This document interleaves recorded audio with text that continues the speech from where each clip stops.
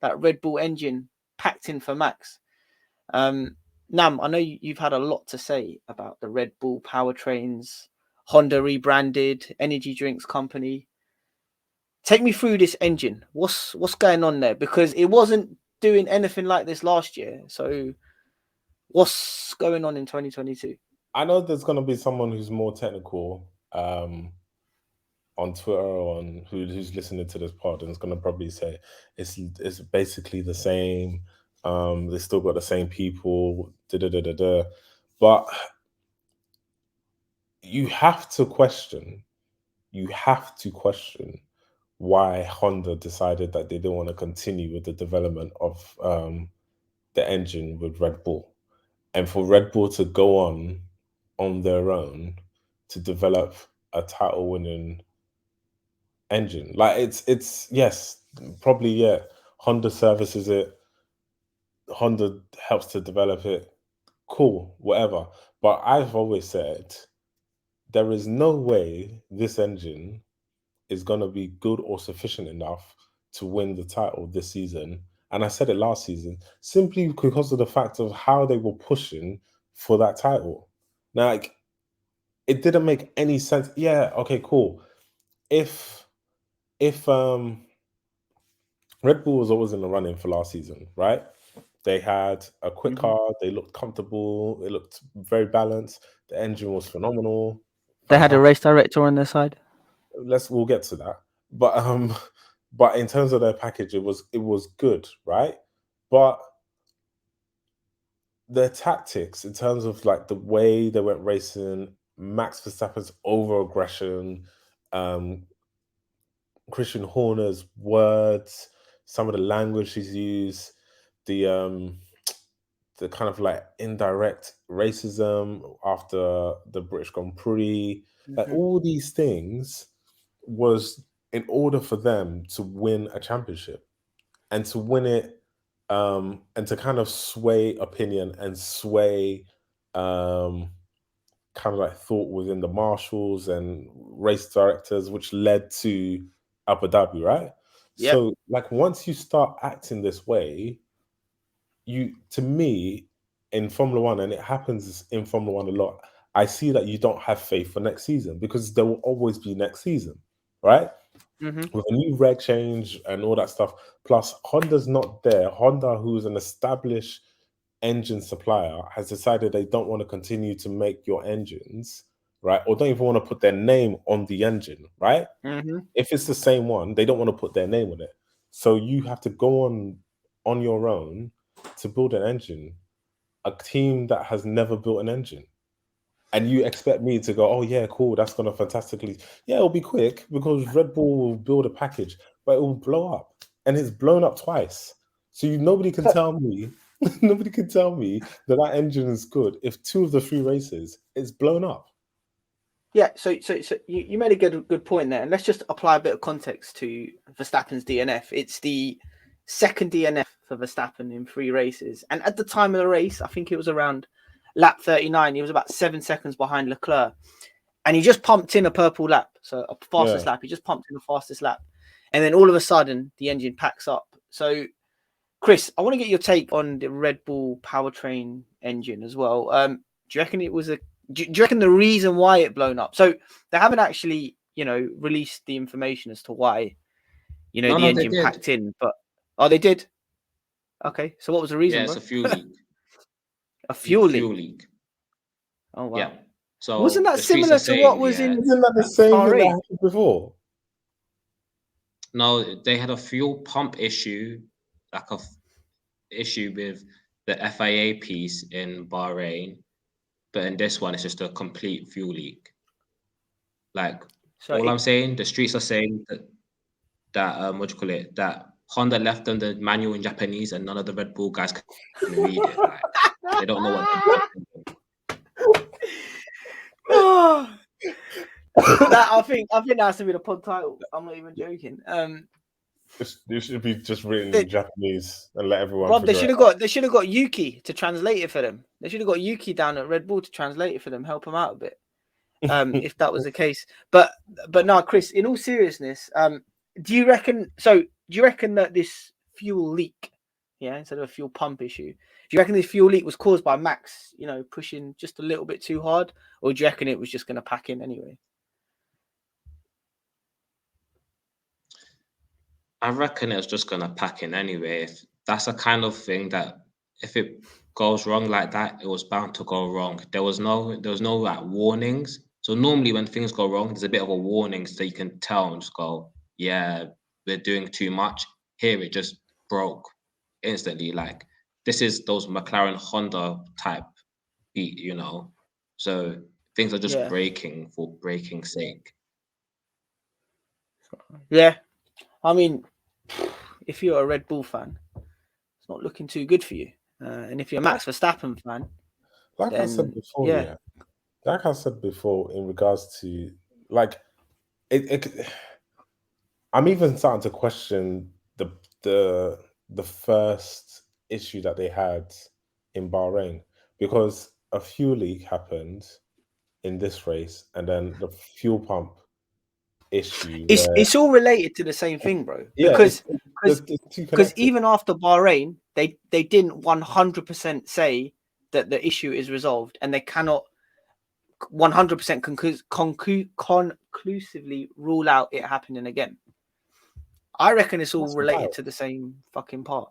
That's wild, because as well, it's not happening to anyone else. Like none of the Mercedes engines have packed it in regards to No. It happened to McLaren, but they changed the part. So McLaren changed the part because they have sense. So that's why they didn't break down in Bahrain like Red Bull did. So Red Bull decided to run the same part again for 2 extra races. Is that what you're telling me? No. So in the first race, McLaren changed that little part in the engine that the FAA supplies because they were like, this shit don't look right. But Red Bull said, F it, we'll race with it. And then both of their cars broke down with the same problem. And then but now it's like slightly different issue, but it's all kind of linked with the fuel system. So I don't know what Honda were doing with the fuel system. But that's my point. Yeah, you've got a common part that is an issue with your car, right? And it's only happened. Let's think about it, right? Yeah. In the first race, it happened to Max, Gasly, and Perez. Well, they all had the same issue, right? Of a fuel issue which caused their car to pack in. In Jeddah, Sonoda packed it in. His car packed it in. What issue was that again? I don't know. I think it was just an engine failure. He didn't even start the race. He couldn't even get to the grid. Engine. Saturday, Sunday, engine was just not working. Okay, cool. And then now you've got a fuel leak. There's something wrong here. Like, okay. So Nam, they came on the radio to Perez, yeah. So Perez asked, why did Max's engine pack up?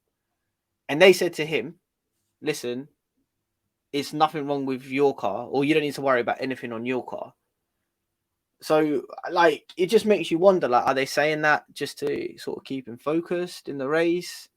I don't know. It's just I don't think they fully understand the whole drivetrain system that they have at Red Bull. They don't have probably the experience to really understand some of the common parts and some of, like, I'm not saying that they're stupid, but like as compared to like Honda, who have made world championship. Jesus Christ, what's happening in IndyCar? Sorry. Like Honda have made world championship cars, yeah. So they have decades of experience, as opposed to a team that hasn't made an engine before, right? So yes, you might be having Honda like look over your homework, right? Or giving you like some of the parts, and like what Chris was saying, they left the manual in probably Japanese, and now they're trying to use Google Translate, and obviously some of the words don't really fix up together. But like, this is it's too coincidental that you've had 2 of the races that have had something in relation to fuel pack in, and then fuel has to fuel the engine, of course, and then the engine packed in for Sonoda. Like, you haven't had brake issues. You haven't even had hydraulics It's issues. You haven't had anything. It's just engine for the first 3 races. Like, you know what? I've said it. I said it last year that this engine is going to be good. We'll see at the end of the season. I think it might be long for them. Really long for them. bro, your agenda's landed, man. Your agenda's landed. Yeah.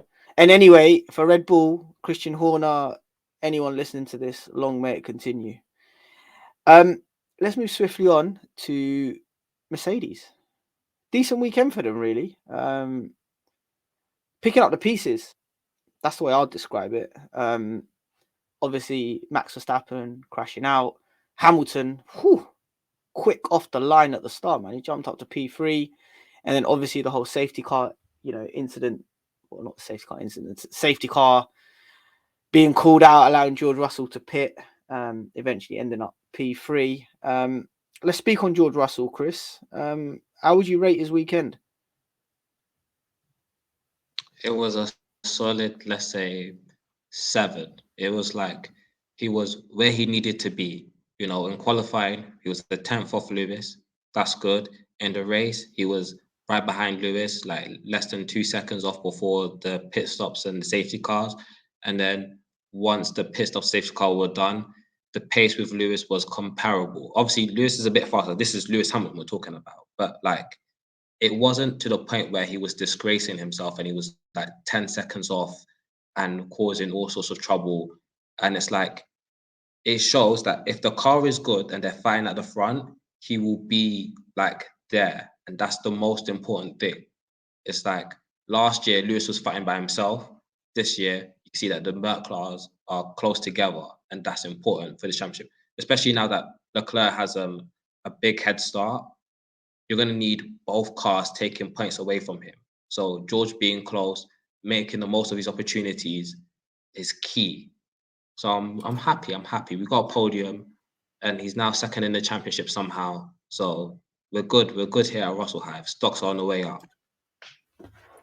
Yeah, I mean, good shout. I mean, your tweet absolutely killed me. Yeah, if you haven't followed us already, please make sure you do at Pitstop Fracas. There's a few of us that use the account. Obviously, Chris is a George Russell fan, and he put out quite a funny Gerard tweet, which made me laugh quite a bit in the morning. Throughout the race, though, Chris, George Russell came on the radio when Perez was up behind him. His engineer, I don't know what his engineer's name is. I should know that. But his engineer told him, don't fight too hard against Perez, to which Russell came back on in response and said, that's not the sort of stuff I want to be hearing. Is that the sort of stuff that you want to be hearing from Russell? Fight talk? Yeah, like you're at the front. This is the time. It's like you want to fight. You want to fight with the guys in the Red Bulls and then Ferraris. Like you don't want to let these guys go. Obviously, he did because to protect his tires, because that's what the Red Bulls didn't do. They didn't protect their tires. So like the front left of the Mercedes kept together, and it didn't keep together in the Red Bull, which is why the Mercedes was so close to the Red Bull today. Because that's why like Checo even said itself, he had big problems with the front left with the graining and stuff. And Mercedes didn't have that problem because they took it easy. So it made sense strategy-wise, but obviously I like the fact that your driver wants to race. He's a racer. Like there's no like, I like aggression in my drivers. I like them to want to race. So that's all good. Quickly, Nam, what did you make of Russell's performance in the race qualifying? Better than Bottas, so it's a plus. I mean, like he. I said it in the first pod that was on the season that he will be better than Bottas because he will be there to fight with Lewis Hamilton. He's just better at doing it. He's a better consistent driver than Valtteri Bottas as a partner for Lewis Hamilton. So he's proved it today. He finished third in a tank. That's all you can do, man. I rate him, man. I really do rate him. So, yeah, no, I fully agree with you there. I think the closer he is to Hamilton, the better it is for Lewis because, as Chris alluded to as well, you can take points off other drivers. You know, you can play the strategy game and stuff in the races. But you also mentioned there, Nam, about the Mercedes being a tank. Although at one point you did tweet it. I think there was 5 or 6 Mercedes-powered cars in the top 10. Is things looking up for them? Yeah, things are looking like what it was supposed to be. Like this was the what we expected from Mercedes. They have a decent engine. I always said this. I didn't think there was an issue with the engine. It would have been competitive enough, as long as the packages that these cars were producing was good enough. And I think every single one of the Mercedes engines supplied teams went for something a little bit radical, and it just didn't pay off for these early races. But I think now that they're starting to understand their car more, I think they'll be competing. I think, like we've gone back and forth about it in regards to Mercedes. I think with Mercedes, I think it's the flaw is the fundamental issue, and once they have sorted the flaw out, and Russell said it today actually, in after on Sky Sports F1, he said that they know the issue. The issue is the porpoising, and once they have the porpoising under control, they will be fighting for races. So once that flaw is sorted, if the gains of 1.5 seconds is to be believed, they will be competing, if not ahead of the Ferrari at race pace at least. We don't know about qualifying packages, but race pace, 1.5 seconds. That is covering what they were losing per lap and more. So I'm like I said, I've never really been concerned about them. I've been more hoping that they'll just make sure that they get this sorted quicker. We've got a long season to go. So Yeah, if and they've you know what it is, Nam? It's a development game as well. So even if Mercedes were to pick up 1.5 seconds, you also need to account for other teams innovating, improving, getting quicker. So I think over the course of the season, the teams the will only thing get quicker. yeah, Like the teams Ferrari will have a get porpoising issue. yeah, the If they teams will resolve get that, they quicker. can go quicker. Teams will get quicker, but I think the Mercedes situation is so different to the rest, um, because of their design. The design of their car is so radical. Like it's no side pods. It's like, if you're really thinking about it, it's like late 80s F1 cars where they were going ridiculous speeds. So it's that kind of innovation that they brought into this car, and like 1.5 second gain is unprecedented. And if that is true, that's ridiculous. Like I'm not saying that Red Bull and Ferrari won't be able to innovate and get there. They will definitely improve, but the floor situation for Mercedes is so it needs to be rectified so drastically that if they do get it, I think it would definitely curtains Red Bull. It's definitely curtains Red Bull. I think it would be very exciting at the front, seeing Lewis Hamilton and Charles Leclerc going at it. But obviously Verstappen won't have the mental capacity to be realizing that he's champion and he's fighting for third and fourth every single time. So he'll be dive bombing his car into ridiculous situations. But hey, at least that's what we're gonna see, and it might make racing a little bit more fun, and make someone like Charles Leclerc realize that he's racing with a maniac, Max Verstappen. So anyway, in regards to Mercedes, I think once that flaw is sorted, then we do have a genuine, exciting couple of races in the season. I think the key question is when and you know if it does happen. So yeah, Chris, what's your take on Mercedes? Do you reckon it's just the floor that needs changing? Do you think they will as Nam said, be able to make up 1.5 seconds. Yeah, everything that's going around is mostly the flaw. I'm hearing about the engine is that the combustion engine, so the ICE and all of that is all good. Is that their hybrid system is behind Ferraris, so they still have time to go and fix that by September.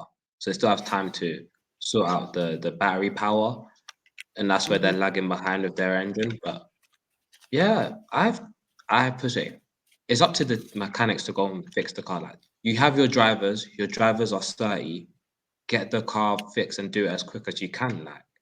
Like it's as simple as that. Get that floor fit, stop that car from bouncing. Yeah, fair enough. What we then saying about the other Mercedes powered team